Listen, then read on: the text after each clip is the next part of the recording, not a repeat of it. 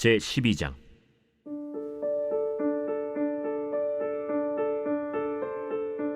여호와께서 나단을 다윗에게 보내시니 그가 다윗에게 가서 그에게 이르되, 한 성읍에 두 사람이 있는데 한 사람은 부하고 한 사람은 가난하니 그 부한 사람은 양과 소가 심히 많으나 가난한 사람은 아무것도 없고 자기가 사서 기르는 작은 암양 새끼 한 마리뿐이라.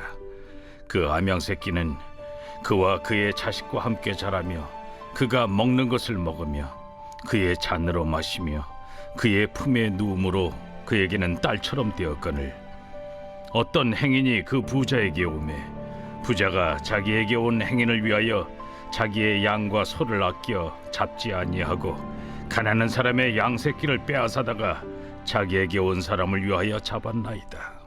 다윗이 그 사람으로 말미암아 노하여 나단에게 이르되, 여호와의 살아계심을 두고 맹세하노니 이 일을 행한 그 사람은 마땅히 죽을 자라. 그가 불쌍히 여기지 아니하고 이런 일을 행하였으니 그 양새끼를 4배나 갚아주어야 하리라.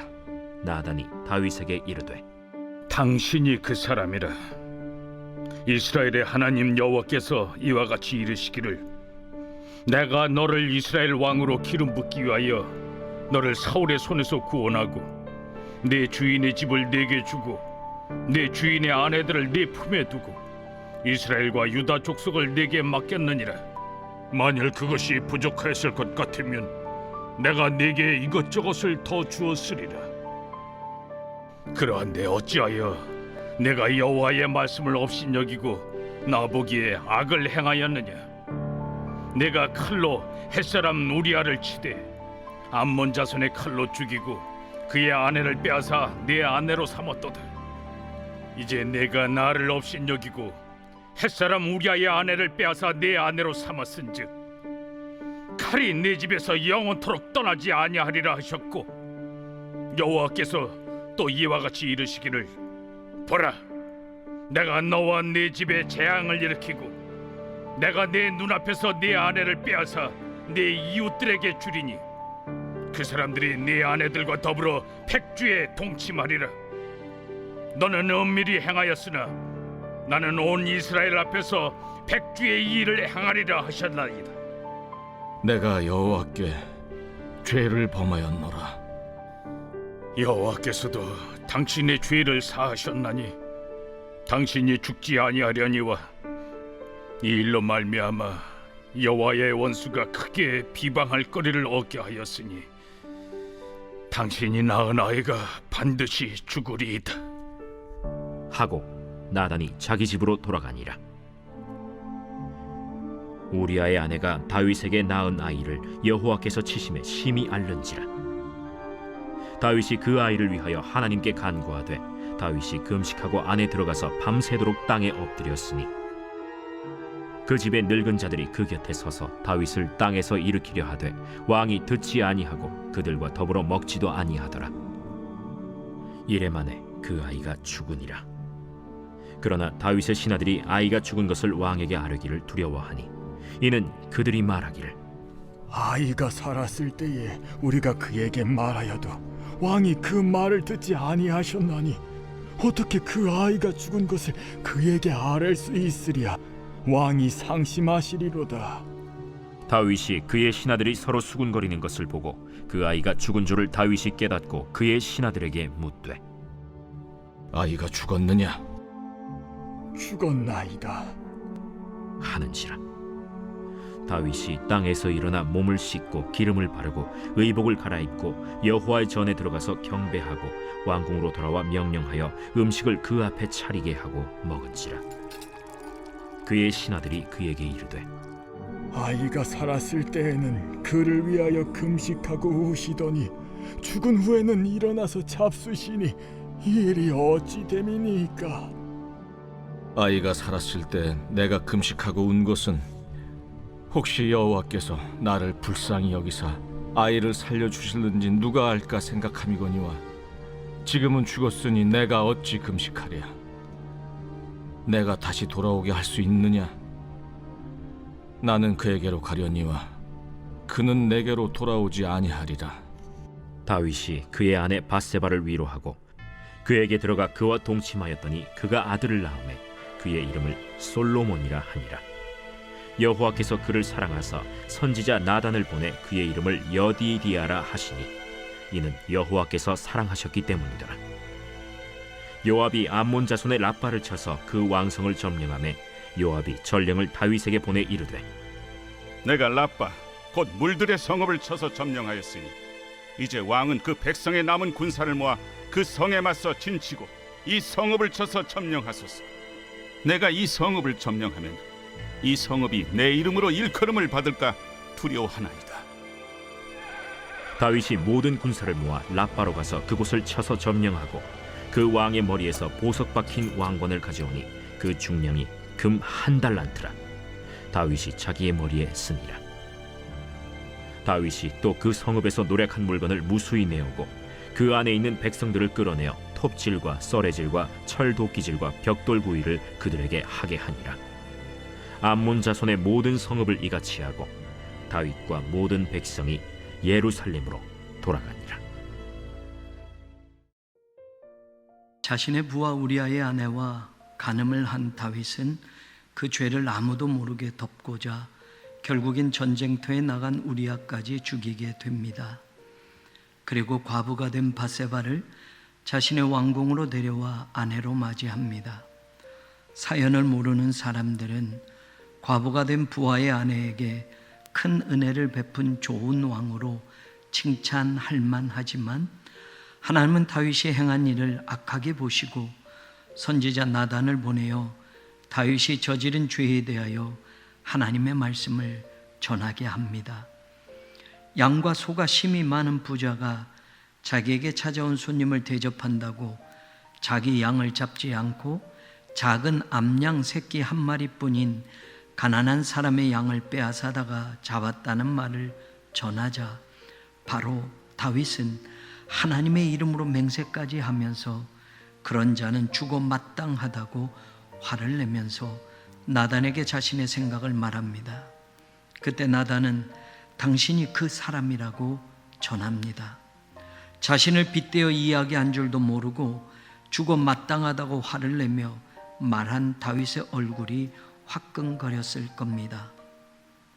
다윗은 그 사람을 자신이 아닌 3인칭의 누군가로 생각하며 나단의 말을 처음에는 들었던 것입니다. 그러니 다른 사람에게는 엄격한 잣대를 들이대어 죽어 마땅하다고 화까지 내었던 것이지요. 그런데 3인칭의 그 누군가가 자신이라는 선언을 들었을 때 자신이 덮어버리고 아무도 모를 거라고 생각한 그 부끄러운 비밀이 탄로난 상황 속에서 보통 사람이라면 일단은 그 창피함과 무안함을 거짓말로 모면하려고 했을 겁니다. 다윗도 마찬가지로 그 사람이 나라고 하는 진실을 거부하고 여전히 3인칭의 그 사람으로 남겨두고 자신의 힘과 능력을 가지고 더 큰 거짓말로 지금의 상황을 덮어버리고 시치미를 떼며 끝까지 부정할 수도 있었을 겁니다. 그런데 다윗은 자신의 잘못을 인정하며 자신의 죄를 바로 시인합니다. 대부분의 사람들이 이걸 잘 못합니다. 거짓말로 자기가 아니라고 말하기 시작합니다. 증거 있냐고 따지기도 합니다. 남 모르는 일이라고 발뺌도 합니다. 아무도 본 사람 없고 누구도 그 사실을 아는 사람 없으니 세상을 속일 수 있고 법망도 빠져나갈 수 있다고 생각합니다.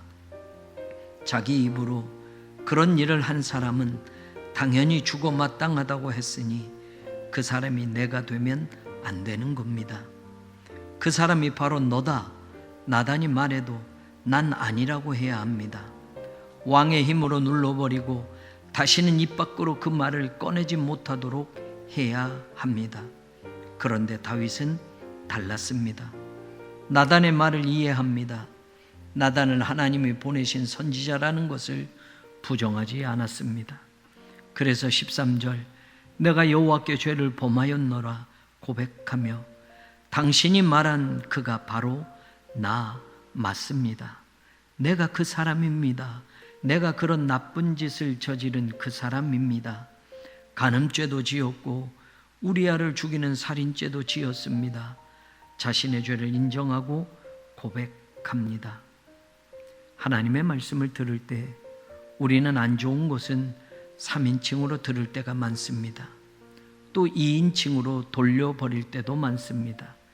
내가 아니라 네가 들어야 해. 내가 아니라 그가 들어야 해. 이렇게 말입니다. 하나님의 말씀은 언제나 1인칭으로 듣고 그 들은 말씀을 가지고 내가 하나님 앞에 서야 한다는 것을 잊어서는 안 됩니다. 다윗처럼 3인칭으로 들으니까 화까지 내면서 하나님의 이름까지 들먹이며 맹세까지 하면서 그런 사람은 당연히 죽어야 한다고 서슴없이 외칩니다. 자신에게는 언제나 관대하고 남에게는 엄격한 것이 대부분 우리의 모습입니다. 처음부터 나단이 말하는 그 사람을 1인칭의 내 이야기로 다윗이 들었다면 과연 그렇게 말할 수 있었을까요? 아닐 겁니다. 하나님의 말씀 앞에서 우리는 언제나 남만 죽이지 말고 나를 먼저 죽여야 합니다. 나를 죽여야 하나님의 말씀이 다시 나를 살리는 능력을 경험할 수 있습니다. 다윗이 자신의 죄를 인정하고 고백하였을 때 나단은 바로 선포합니다. 시간 차이도 없이 여호와께서도 당신의 죄를 사하셨다.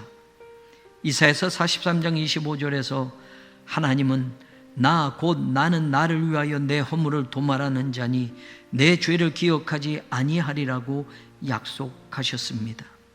예레미야서 31장 34절에서도 내가 그들의 악행을 사하고 다시는 그 죄를 기억하지 아니하리라고 말씀하셨습니다. 요한일서 1장 9절에서 요한은 만일 우리가 우리 죄를 자백하면 그는 미쁘시고 의로우사 우리 죄를 사하시며 우리를 모든 불의에서 깨끗하게 하실 것이요라고 예수 그리스도의 사랑을 외치고 있습니다. 당신이 그 사람이라. 나단이 전하는 하나님의 말씀 앞에 그 사람을 3인칭의 사람으로 남기지 않고 바로 1인칭 자기 자신으로 받아들이며 내가 하나님께 죄를 범하였습니다고 고백하는 다윗에게 여호와께서도 당신의 죄를 사하셨나니 당신이 죽지 않을 겁니다.